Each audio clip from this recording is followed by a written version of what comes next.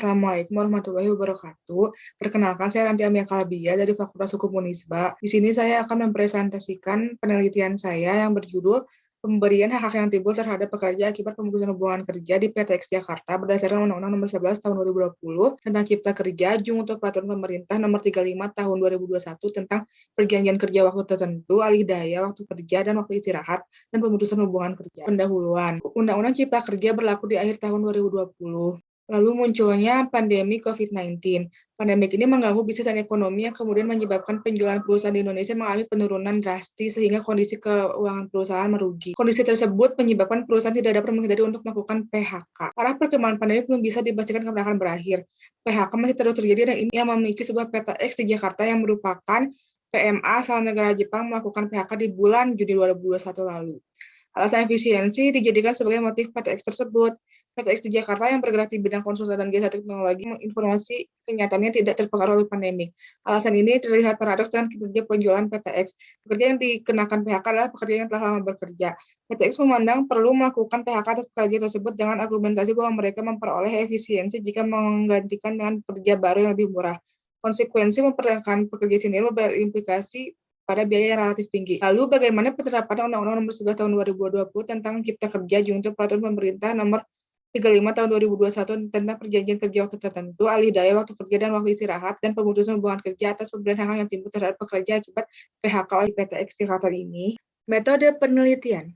Peneliti menggunakan metode pendekatan yuridis normatif melalui pendekatan undang-undang yang dilakukan dengan menelaah seluruh undang-undang dengan regulasi yang berkaitan dengan isu hukum yang diteliti. Jenis penelitian yang dilakukan dalam penelitian ini adalah deskriptif analisis. Bahan hukum yang digunakan dalam penelitian ini dari bahan hukum primer, sekunder, dan tersier dengan teknik kepustakaan dan sesi wawancara.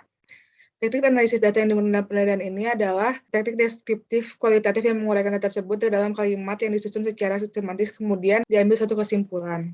Hasil penelitian dan pembahasan. Yang pertama, ada perusahaan melakukan PHK karena alasan efisiensi menurut Undang-Undang Nomor 11 Tahun 2020 tentang Cipta Kerja, untuk peraturan pemerintah tentang perjanjian kerja waktu tertentu, alih daya waktu kerja dan waktu istirahat, dan pemutusan hubungan kerja. Berdasarkan informasi dari pekerja yang terkena PHK, di dalam PT X tidak ada serikat pekerja sehingga kondisi ini membuat pekerja-pekerja yang terkena PHK ini baik secara individu ataupun berkelompok memperjuangkan hak-hak sebagai konsekuensi PHK PT X sehingga proses lebih sederhana maupun akibatnya buat pekerja yang terkena PHK menjadi kondisi yang kurang favorable bagi mereka. Perselisihan PHK terjadi karena adanya perbedaan pendapat mengenai alasan melakukan PHK dalam Undang-Undang Nomor 13 Tahun 2003 tentang Ketenagakerjaan dan Undang-Undang Nomor 11 Tahun 2020 tentang Cipta Kerja. Undang-Undang Nomor 13 Tahun 2003 tentang Ketenagakerjaan menjelaskan perusahaan hanya bisa melakukan PHK apabila perusahaan tutup permanen. Artinya jika perusahaan yang hanya tutup sementara tidak boleh memecat pekerjanya. Namun Undang-Undang Nomor 11 Tahun 2020 tentang Cipta Kerja menyatakan perusahaan dapat melakukan PHK dengan alasan efisiensi baik yang diikuti dengan atau tidak diikuti dengan penutupan perusahaan yang disebabkan perusahaan mengalami kerugian.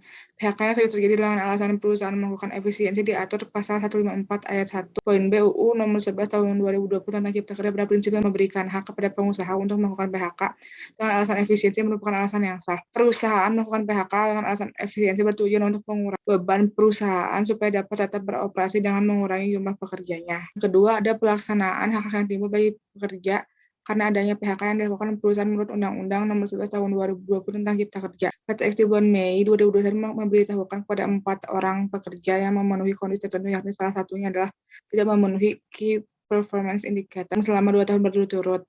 Selain itu juga di bulan Mei 2021, PT X memberitahukan bahwa PT X telah menunjuk sebuah firma hukum yang akan mengurus proses penyelesaian PHK dan jadwal penyelesaian selama 3 bulan dengan target di bulan yang ketiga, yakni bulan Agustus 2021, pekerja telah menerima uang pesangon dan uang lainnya yang terutang ketentuan yang berlaku.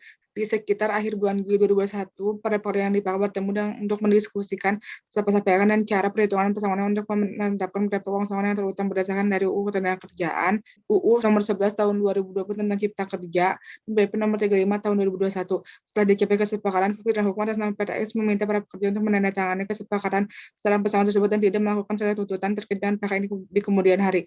Pada akhir Agustus 2021, para pekerja mengkonfirmasi telah menerima uang pesangon di masing-masing rekening sesuai dengan kesepakatan yang telah disetujui para pekerja dengan firma hukum di bulan Juli 2021.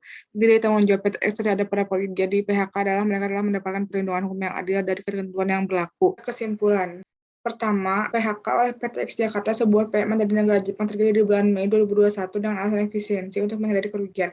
Secara faktual memang paradoks karena PT X yang bergerak di bidang konsultan dan lain-lain mendapatkan permintaan jasa yang sangat meningkat di masa pandemi COVID-19 ini karena masifnya kegiatan kebanyakan orang yang menggunakan jaringan internet adalah salah satu jasa yang diberikan oleh PT X sehingga pada pandemi ini PT X malah mendapat wine for profit, jadi tidak dalam kondisi keuangan merugi, namun tetap melakukan PHK terhadap beberapa pekerja yang telah bertahun-tahun bekerja dengan kondisi 2 tahun berturut-turut tidak dapat memenuhi Key Performance Indicator. Yang kedua, pemberian hak pekerja faktual berjalan relatif baik sesuai dengan UU Nomor 13 Tahun 2003 tentang Ketenagakerjaan dan Undang-Undang Nomor 11 Tahun 2020 tentang Kerja Kerja yang secara konkret pada pekerja yang di PHK mendapatkan hak-haknya sesuai ketentuan seperti uang pesangon, uang penghargaan masa kerja, dan uang penggantian hak. Sekian dan terima kasih.